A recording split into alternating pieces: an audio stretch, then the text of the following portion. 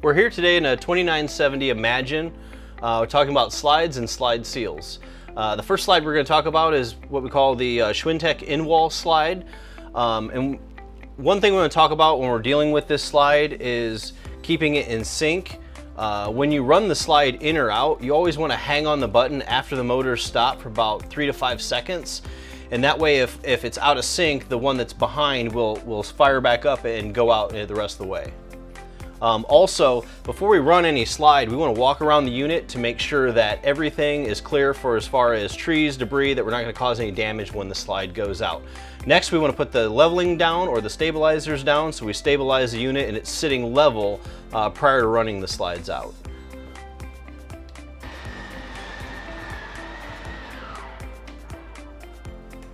Once we run the slide out, we want to walk around, put our hand behind the trim here and feel the bulb seal on the side, the top, and on the other side to make sure we have at least a 50% bulb crush that we know the slide is sealed all the way out.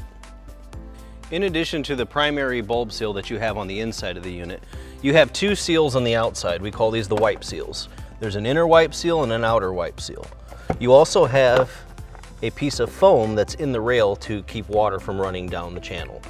This slide is at a downward angle when it's tipped out to help shed water away.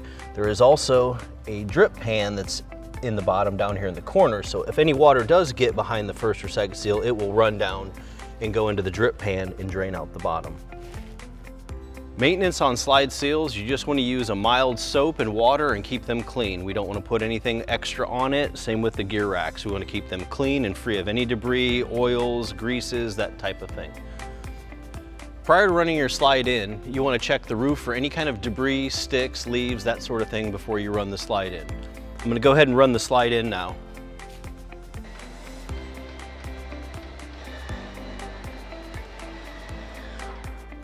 Once the slide is in all the way, your bulb seal should have a 50% crush on it on both sides.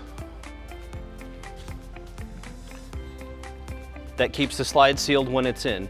Now, once you bring the slide in, you're bringing part of the outside of the unit inside of the unit, so it is normal to have a little bit of water or something at the bottom of the floor on the slide once it comes in, especially if it's been raining, that sort of thing.